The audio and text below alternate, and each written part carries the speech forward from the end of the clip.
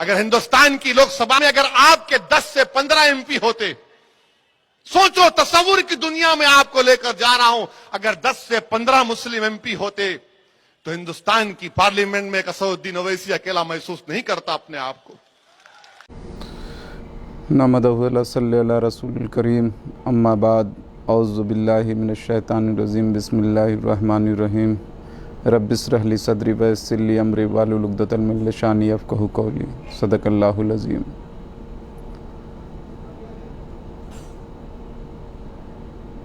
सामईन हज़रात, आज लाइव आने का जो सबसे अहम मुद्दा है, इधर कई दिनों से तमाम ऐसे बयानात नाम नियाज़ सेकुलर पार्टियों के, नाम नियाज़ सेकुलर पार्टियों में बैठे हुए नेताओं के, तमाम ऐसी चीज़ें आती रहीं और हम लोग खामोशी अख्तियार किए रहे, देखते रहे कि आखिर सियासत क्या क्या रंग बदलती रहती है। तो सबसे पहले जिसकी तरफ मैं आपका दिलो दिमाग ले जाना चाहता हूँ, वो सबसे अहम मुद्दा वो ये है, अबू आसिम आज़मी जो बेसिकली आज़मगढ़ से रिलेटेड हैं और मुंबई महाराष्ट्र जैसे शहर में तमाम अरबों खरबों की प्रॉपर्टी बनाए हुए हैं। वहाँ के समाजवादी पार्टी के प्रदेश अध्यक्ष भी हैं और समाजवादियों के लिए हमेशा उनके कानों को खुश करने वाला गाना गाया करते हैं। अभी चंद दिनों पहले उनका एक ट्वीट आया जिसमें उन्होंने ये दर्शाने की कोशिश की कि आखिर क्या वजह है कि कुल हिंद मजलिस-ए-इत्तेहादुल मुस्लिमीन 100 सीटों पे यूपी में इलेक्शन लड़ेगी और अगर लड़ेगी तो वो बीजेपी को जिताएगी। तो मैं ऐसे नाम निहाद सेकुलर पार्टियों में बैठे हुए नाम निहाद सो कॉल्ड मुस्लिम लीडर से ये कहना चाहता हूँ कि ये जो आपकी मानसिकता अपने आकाओं को खुश करने वाली है, ये अब ज़्यादा दिनों की मेहमान नहीं रह गई है, क्योंकि मुसलमान ख़ास करके नौजवान तबका पूरी तरीके से अवेयर है, पूरी तरीके से जगा हुआ है। कल मैंने देखा मेरे राष्ट्रीय प्रवक्ता आसिम वक़ार साहब ने एक बहुत बेहतरीन बात कही कि एक तीर से कई मरतबे शिकार नहीं किया जा सकता। अच्छी लगी उनकी ये बात, काबिल तारीफ़ है और मैं उनकी तारीफ़ करता हूँ कि उन्होंने बहुत बेहतरीन बात कही। ये जो तीर है कि बीजेपी जीत जाएगी एमआईएम से या बीजेपी की बी टीम है एमआईएम, ये बहुत पुराना तीर हो गया। इससे कितनी मरतबे एमआईएम का शिकार करोगे, कितनी मरतबे क्या करोगे आप लोग। अबू आसिम आज़मी साहब, मैं बहुत ही नरम लहजे में आपसे मुखातिब हूँ इस टाइम और आपसे ये कहना चाहता हूँ कि अब वो दिन गए जब खलील खां फाख्ते उड़ाया करते थे, वो दिन लग चुके हैं। अब कोई ऐसी चीज़ नहीं है जो मुसलमानों के सामने ना गुज़र रही हो, जो मुसलमानों के सामने पूरी तरीके से आया ना हो चुकी हो। मैं आपकी उस मानसिकता की वजह बता दूं लोगों को कि आपकी वो मानसिकता बनी क्यों है। आज़म खां के साथ समाजवादी पार्टी ने धोखा क्यों दिया। समाजवादी पार्टी को आज़म खां से कोई एतराज़ नहीं था। समाजवादी पार्टी ये कतई नहीं चाहती कि आज़म खां जेल जाते। अगर आज़म खां ने जो मौलाना जौहर यूनिवर्सिटी बनाई, अगर वो ना बनाए होते या मुसलमानों के हक़ हुकूक़ की बात ना किए होते तो आज़म खां जेल में नहीं होते। अगर पूरी ज़िंदगी आज़म खां ने समाजवादियों को वफ़ की थी तो ये समझ लिया था समाजवादियों ने, वो चाहे मुलायम सिंह हो, वो चाहे उनका लड़का अखिलेश हो, उन लोगों ने ये समझ लिया था कि आज़म खां हमारे पालतू तीतर हैं, इनसे जैसे हम कहेंगे वैसे नाचेंगे और उसी तरीके से अपनी कम्युनिटी को जाल में फंसा करके हमको शिकार करवाएंगे। आज़म खां की मानसिकता थोड़ा समाजवादियों से हट करके थी। वो कहीं ना कहीं ताकत में आ करके अपनी कम्युनिटी के लिए कुछ थोड़ा सा गेन करना चाहते थे और उसी को गेन करने के लिए उन्होंने मौलाना जौहर अली यूनिवर्सिटी का निर्माण किया।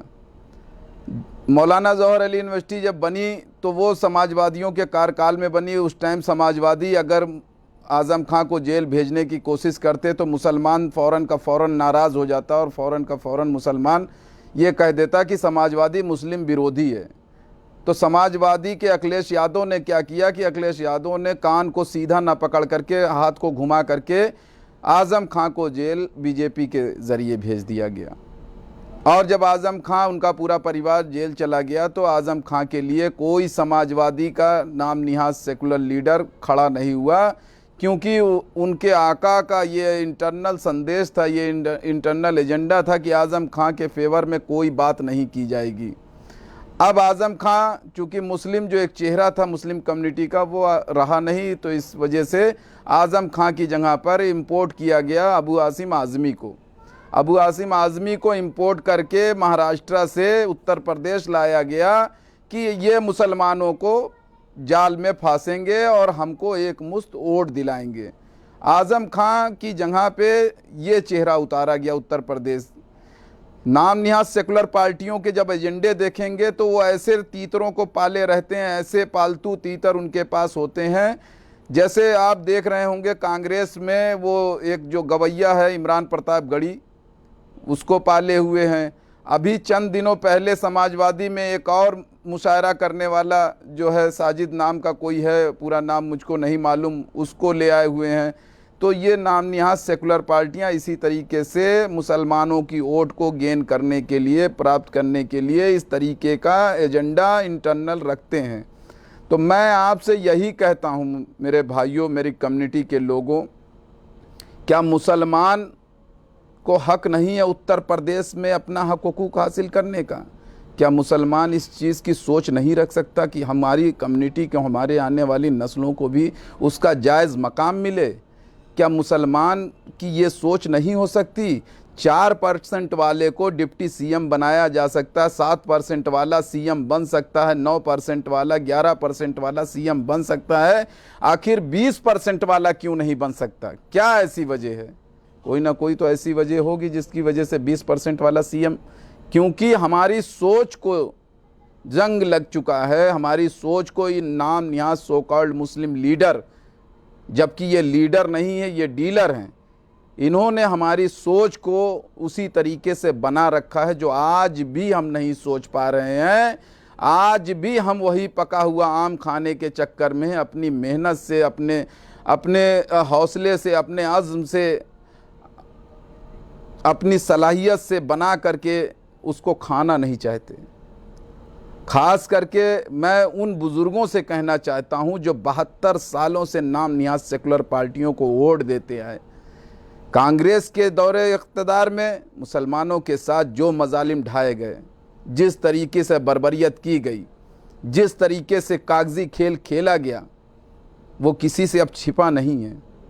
मुसलमान हर दौर में जब मुसलमानों को हिंदुस्तान की सरजमीन पे दलितों को हक दिलाने की बात आई तो कोई कम्युनिटी नहीं खड़ी हुई, सिर्फ वाहिद मुसलमान खड़ा हुआ और दलितों को उनका जायज़ मकाम दिलाने में, बाबा भीमराव अंबेडकर साहब को संविधान सदन के अंदर भेजने में अगर किसी ने सबसे बड़ा योगदान किया तो वो बंगाल के मुसलमानों ने किया। ज्योतिबाई फूले को अगर स्कूल की ज़मीन किसी ने दान दी तो वो मुसलमान औरत ने दी। मुसलमानों ने हर कम्युनिटी, जब 84 के दंगे हो रहे थे, जब सरदारों को सड़क पे घसीट करके उनकी महिलाओं के साथ रेप किया जा रहा था, उनको जिंदा जलाया जा रहा था, तो अगर किसी कौम ने उनकी हेल्प की, उनकी मदद की, तो वो वाहिद मुसलमान थे।